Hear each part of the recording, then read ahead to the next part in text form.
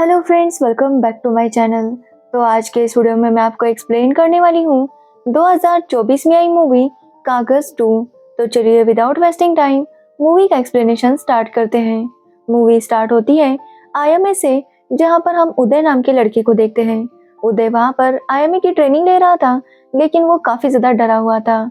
यहाँ पर हमें पता चलता है कि उदय का एक खास दोस्त है सनी। सनी ने डिसाइड किया था कि वो मिलिट्री ज्वाइन करेगा, इसलिए उदय ने भी मिलिट्री ज्वाइन कर ली। लेकिन यहाँ आने पर उदय इतना खुश नहीं था। आज जब उनकी ट्रेनिंग हो रही थी तो उदय को स्विमिंग पूल में जंप करने के लिए कहा जाता है, लेकिन उदय को काफी डर लग रहा था, इसलिए वो जंप करने से मना करता है, जिसकी वजह से उदय के सर उस पर गुस्सा होते हैं और उसे पनिशमेंट मिलती है। जिसके बाद उदय काफी ज्यादा उदास हो गया था और वो डिसाइड करता है कि वो आर्मी की ट्रेनिंग छोड़ देगा। यहाँ पर उनकी बातों से पता चलता है कि उदय अपने पापा से नफरत करता है, क्योंकि उदय जब छोटा था तभी उसके पापा उदय और उसकी माँ को छोड़कर चले गए थे, जिसके बाद वो कभी भी उदय के पास वापस नहीं आए, जिसकी वजह से उदय अपने पापा से नफरत करता है। लेकिन वो अपनी माँ के काफी क्लोज था, लेकिन उसकी माँ अभिजीत नाम के एक आदमी के साथ रिलेशन में थी। लेकिन उदय को अभिजीत बिल्कुल भी पसंद नहीं था, जिसकी वजह से वो अपने माँ के घर जाना भी अवॉइड किया करता था। यहाँ पर हमें पता चलता है कि उदय की तनु नाम की एक गर्लफ्रेंड है, जो कि सोशल मीडिया इन्फ्लुएंसर थी और वो दोनों काफी टाइम से रिलेशन में थे। अब तनु का बर्थडे आने वाला था, लेकिन उदय को यहाँ पर मोबाइल यूज करना तक अलाउड नहीं था, जिसकी वजह से उदय काफी उदास था, क्योंकि वो तनु को बर्थडे विश भी नहीं कर सकता था। अब जब सनी ये बातें सुनता है तो वो उदय से कहता है कि कल वो लोग बंक करेंगे और तनु का बर्थडे सेलिब्रेट करने के लिए जाएंगे। अब ये सुनकर उदय काफी खुश होता है और वो अगले दिन बंक करके तनु से मिलने जाता है, जहाँ पर वो तीनों तनु का बर्थडे सेलिब्रेट करते हैं और काफी एंजॉय करते हैं। जिसके बाद तनु अपने घर चली जाती है, लेकिन तभी उदय देखता है कि कुछ गुंडे एक लेडी को छेड़ रहे थे। ये देखकर उदय को गुस्सा आता है और वो जाकर उन्हें पीटने लगता है। ये देखते ही गुंडे वहां से भागने लगते हैं, जिसके बाद उदय उनके पीछे जाता है, लेकिन वो गुंडे उदय पर अटैक करते हैं। तभी वहां पर सनी आता है। सनी और उदय मिलकर दोनों फाइट करते हैं और उन गुंडों को काफी पीट देते हैं। लेकिन ये सब करने की वजह से उन्हें अपने सीनियर से काफी डांट पड़ती है और उनके सीनियर उन्हें पनिशमेंट देते हैं, जिसे एक्सेप्ट करने के लिए उदय तैयार नहीं था। उदय कहता है कि उसने जो कुछ भी किया था वो गलत नहीं था, लेकिन उसके सीनियर कहते हैं कि अगर उदय ने देखा कि वहाँ पर कुछ गलत हो रहा था तो उसे पुलिस को इन्फॉर्म करना चाहिए था, ना कि वहाँ जाकर मारपीट करनी चाहिए थी। जिस पर उदय कहता है कि अब वो ये ट्रेनिंग छोड़ना चाहता है। अब ये सुनकर सनी और उसके सीनियर दोनों ही काफी शॉक थे, लेकिन उदय ने अपना फैसला कर लिया था। एक्चुअली उदय को वहाँ पर बिल्कुल भी अच्छा नहीं लग रहा था, इसलिए वो डिसाइड करता है कि वो अब यहाँ पर नहीं रहेगा। अब सनी भी उदय की सिचुएशन समझता है और वो उसे जाने देता है, जिसके बाद उदय तनु को बताता है कि उसने आईएमए छोड़ दिया। अब ये बात सुनकर तनु भी काफी शॉक थी और वो उदय से कहती है कि उदय को ये बात अपनी माँ को बतानी होगी। जिसके बाद उदय अपने घर जाता है और अपनी माँ को ये बताने ही वाला था कि तभी उसकी माँ को अभिजीत का कॉल आता है, जिसकी वजह से उदय काफी उदास हो जाता है और अपने रूम में चला जाता है। अब उदय की माँ की बात करें तो उनका एक गारमेंट था जिसे वो संभालती थी। अब अगले दिन जब उदय की माँ काम कर रही थी, तभी उदय के पापा राज का कॉल आता है। राज का कॉल देखकर उदय और उसकी माँ दोनों ही काफी शॉक थे, क्योंकि काफी सालों बाद राज ने उन्हें कॉल किया था। राज उदय की माँ से कहता है कि वो एक बार उदय से मिलना चाहता है। अब ये बात सुनकर उदय काफी गुस्सा हो जाता है, क्योंकि वो अपने पापा पर काफी नाराज था, क्योंकि वो उसे बचपन में छोड़कर गए थे और फिर कभी उससे मिलने नहीं आए थे। इसलिए उदय फैसला करता है कि वो अपने पापा से मिलने नहीं जाएगा। तभी उदय की माँ को पता चलता है कि उदय ने आईएमए छोड़ दिया। अब ये देखकर उसकी माँ उस पर नाराज हो जाती है, क्योंकि इतना बड़ा फैसला लेने से पहले उदय ने एक बार भी अपनी माँ से नहीं पूछा। अब इसी बात पर उदय और उसकी माँ में थोड़ी लड़ाई होती है। तभी वहाँ पर अभिजीत भी आता है। अभिजीत उदय को समझाने लगता है कि उसे अपनी माँ से इस तरह से बात नहीं करनी चाहिए। अब इस बात पर उदय को गुस्सा आता है और वो वहाँ से चला जाता है। उदय तनु से कहता है कि वो किसी ऐसी जगह जाना चाहता है जहाँ पर उसे कोई भी पहचानता ना हो। इसलिए उदय डिसाइड करता है कि वो अपने पापा के घर जाएगा, क्योंकि वहाँ पर भी उसे ज्यादा कोई नहीं जानता था। जिसके बाद तनु उदय को उसके पापा के घर छोड़ देती है और अपने घर चली जाती है। तो वही हम राज को देखते हैं, जो उदय को देखकर काफी ज्यादा खुश था, लेकिन उदय अपने पापा से बहुत नाराज था, इसलिए वो उनसे ज्यादा बात नहीं करता। लेकिन राज भी इस बात को समझता है और वो भी उदय को फोर्स नहीं कर रहा था। दूसरे दिन जब उदय बुक रीड कर रहा था, तभी वो देखता है कि राज से मिलने सुशील रस्तोगी नाम का एक आदमी आता है। उनकी बातों से पता चलता है कि राज सुशील का केस लड़ रहा था। सुशील राज को बताता है कि वो लोग उसे काफी ज्यादा डरा रहे हैं, लेकिन राज कहता है कि ये लड़ाई काफी आगे तक जाएगी, इसलिए सुशील और उसकी वाइफ को हिम्मत से काम लेना चाहिए। तभी राज के घर एक पॉलिटिशियन का बेटा आता है और राज को धमकाने लगता है कि वो ये केस लड़ना बंद कर दे, नहीं तो उनके साथ कुछ भी हो सकता है। लेकिन ये सुनने पर भी राज उनसे नहीं डरता। जिसके बाद रात को राज के घर पर कोई गुंडे हमला करते हैं, उसके घर पर पत्थर फेंकने लगते हैं, जिससे राज काफी गुस्सा हो गया था। वो बाहर जाना चाहता था, लेकिन उदय उसे रोकता है। वो राज को रूम में बिठाता है और खुद बाहर जाकर उन गुंडों को काफी पीट देता है। अब अगले दिन वहाँ पर पुलिस आती है, लेकिन राज उन्हें नहीं बताता कि उसे पॉलिटिशियन के बेटे ने धमकी दी थी। अब उदय भी ये सारी बातें सुन रहा था, लेकिन वो अपने पापा से ज्यादा बात नहीं करता। तभी वहाँ पर राज का असिस्टेंट आता है और उदय को समझाने लगता है कि वो अपने पापा से ठीक से बात करे, क्योंकि उसके पापा के पास काफी कम टाइम बचा है। और यहाँ पर हमें पता चलता है कि राज को कैंसर है और उसे बोन नैरो की जरूरत थी। उसके साथ किसी और को बोन नैरो मैच नहीं हो रहा था, इसलिए डॉक्टर का कहना था कि राज को अपने बेटे से बोन नैरो लेना चाहिए। लेकिन राज ने इसके लिए मना कर दिया था, क्योंकि उदय ने IIM ज्वाइन किया था। अब जब राज ये सब सुनता है तो उसे अपने पापा पर बहुत गुस्सा आता है। उसे लगता है कि राज ने उसे बस यहाँ पर इसलिए बुलाया था ताकि वो उसका बोन नैरो ले सके। अब ये सब सुनकर राज उसे समझाने की कोशिश करता है, लेकिन उदय उनकी बात नहीं सुनता और राज से कहता है कि उसे कब बोन नैरो चाहिए वो बता दे, वो उसे देने के लिए आ जाएगा। ये बोलकर राज वहाँ से निकलता है और बस स्टैंड पर आ जाता है, जहाँ पर उसकी मुलाकात सुशील रस्तोगी से होती है और सुशील उसे अपनी कहानी सुनाने लगता है।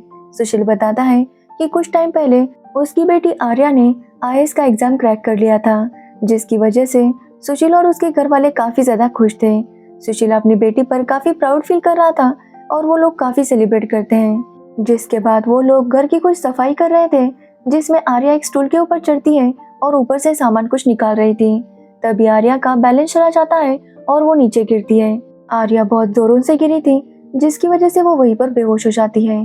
अब ये देखकर सुशील काफी डर जाता है और वो अपने पड़ोसी को बुलाता है। जिसके बाद वो लोग आर्या को पड़ोसी की कार में हॉस्पिटल लेकर जाने लगते हैं। लेकिन जब वो एक चौक के पास आते हैं तो वहाँ पर ट्रैफिक जाम हो गया था, क्योंकि वहाँ पर एक पॉलिटिशियन की रैली आने वाली थी। अब ये देखकर सुशील काफी घबरा जाता है और वो सभी लोगों से रास्ता मांगने लगता है, लेकिन ट्रैफिक जाम की वजह से कोई भी कुछ नहीं कर पा रहा था। ये देखकर सुशील पुलिस वाले के पास जाता है और उसे अपनी बेटी की सिचुएशन बताता है। जिसके बाद वो पुलिस ऑफिसर एक हवलदार से कहता है कि वो जाकर सुशील की कार के लिए रास्ता निकाले, लेकिन वहाँ पर पूरी तरह से रास्ता ब्लॉक हो गया था, जिसकी वजह से सुशील की कार आगे नहीं बढ़ पा रही थी। तभी वहाँ पर वो पॉलिटिशियन आता है और अपनी रैली कंटिन्यू रखता है। थोड़ी देर बाद जब पॉलिटिशियन की रैली चली जाती है तो रास्ता क्लियर हो जाता है। जिसके बाद सुशील आर्या को लेकर हॉस्पिटल आता है, जहाँ पर आर्या की ट्रीटमेंट शुरू होती है, लेकिन उसी दौरान आर्या की मौत हो जाती है। डॉक्टर बताते हैं कि अगर वो 15 मिनट पहले आर्या को लाते तो शायद वो आर्या की जान बचा पाते। अब ये सुनने पर सुशील काफी शॉक था और उसे आर्या के लिए काफी बुरा लग रहा था, क्योंकि वो आर्या को जल्दी से ट्रीटमेंट के लिए भी नहीं ला सका। इसलिए सुशील डिसाइड करता है कि वो इसके खिलाफ कंप्लेंट करेगा, ताकि किसी और के साथ ऐसा कुछ ना हो सके। लेकिन जब सुशील कंप्लेंट करने के लिए गया तो उसे कहा गया कि ऐसे कोई कंप्लेंट हो ही नहीं सकती। जिसके बाद सुशील को राज का पता चला और वो राज से मिलने गया। और जब राज ने सुशील की कहानी सुनी तो वो उसका केस लड़ने के लिए मान गया, क्योंकि राज का कहना था कि ये जो रैली और प्रोटेस्ट के नाम पर रास्ते ब्लॉक किए जाते हैं, कितनी सारी तोड़फोड़ की जाती है, ये सब कुछ बंद करना होगा, क्योंकि इस सब की वजह से आम आदमी का बहुत ज़्यादा नुकसान होता है। जिसके बाद राज ने केस फाइल कर दी थी और कोर्ट प्रोसीजर शुरू हो गए। अब कोर्ट में राज जज को बताता है कि किस तरह से उस दिन रैली हुई थी। उस रैली की वजह से पूरा रोड ब्लॉक हो गया था, जिसकी वजह से आर्या हॉस्पिटल तक नहीं पहुंच पाई। इसलिए राज कोर्ट से रिक्वेस्ट करता है कि उस दिन जो ऑफिसर ड्यूटी पर थे उन्हें यहाँ पर बुलाया जाए, और साथ ही उस पॉलिटिशियन को भी जिसने वो रैली निकाली थी। अब कोर्ट भी राज की बात मान लेता है और उन सभी को कोर्ट में आने का ऑर्डर मिलता है। जिसके बाद कहानी प्रेजेंट में आती है, जहाँ पर सुशील उदय को अपनी स्टोरी सुना रहा था। सुशील बताता है कि पॉलिटिशियन के गुंडों ने उसे धमकाने की काफी कोशिश की, लेकिन सुशील ने अपनी बेटी को खो दिया था। अब उसके पास खोने के लिए कुछ भी नहीं था, इसलिए सुशील को अब किसी भी बात का डर नहीं था।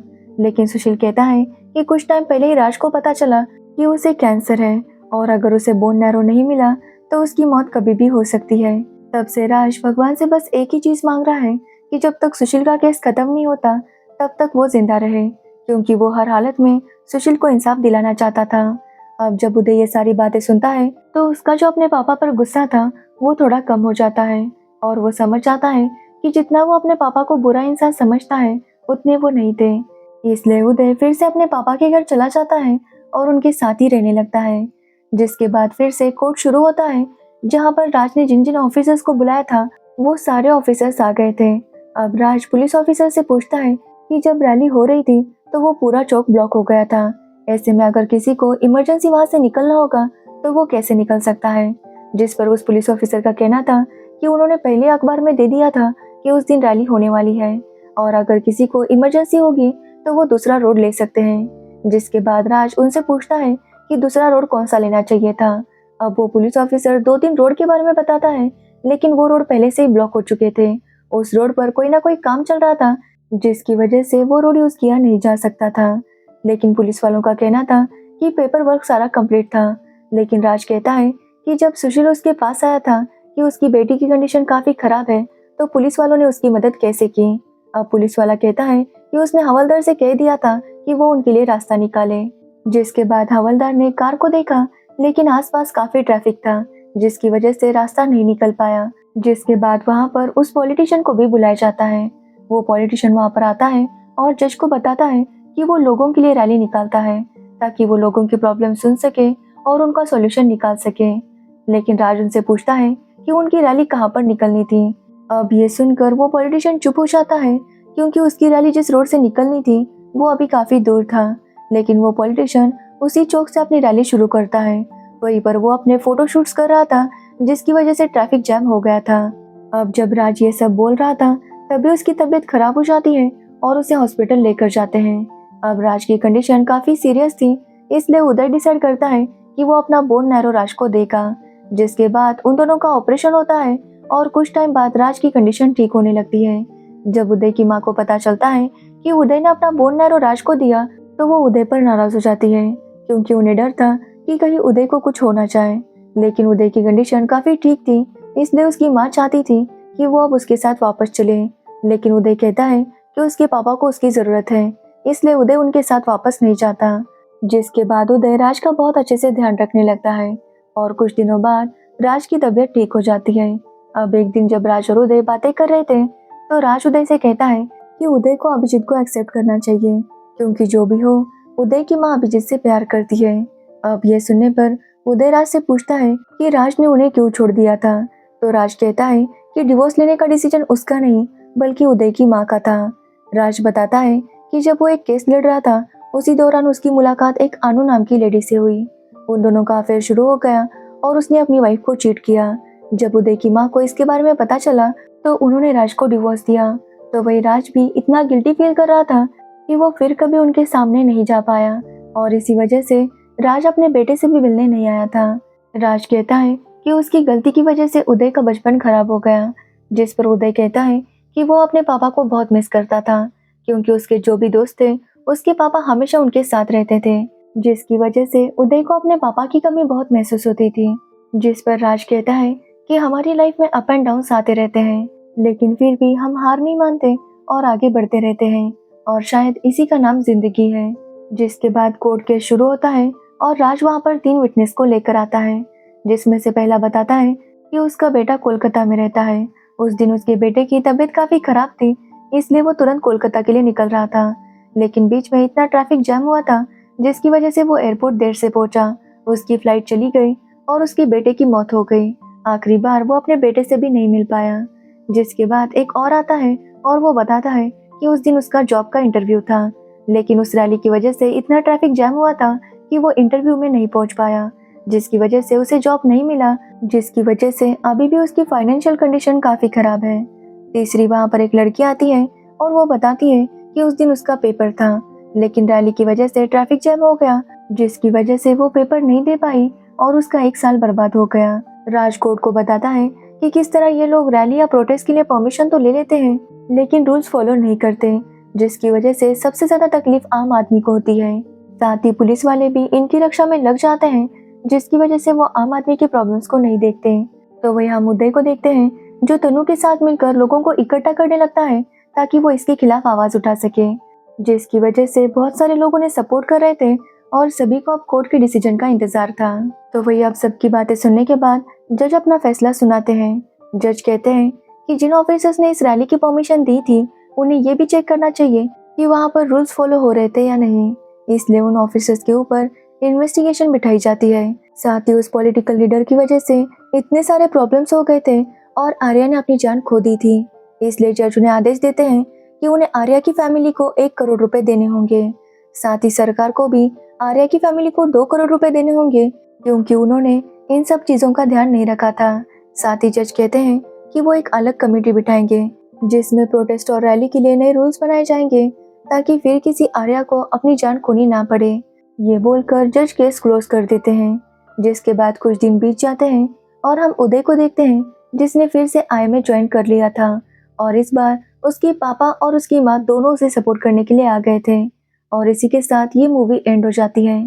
तो ये थी कागज 2 मूवी की स्टोरी। अगर आपको इस मूवी की स्टोरी और मेरा एक्सप्लेनेशन पसंद आया हो तो वीडियो को लाइक कमेंट शेयर जरूर करना और मेरे चैनल को सब्सक्राइब करना बिल्कुल मत भूलना। Thanks for watching the video.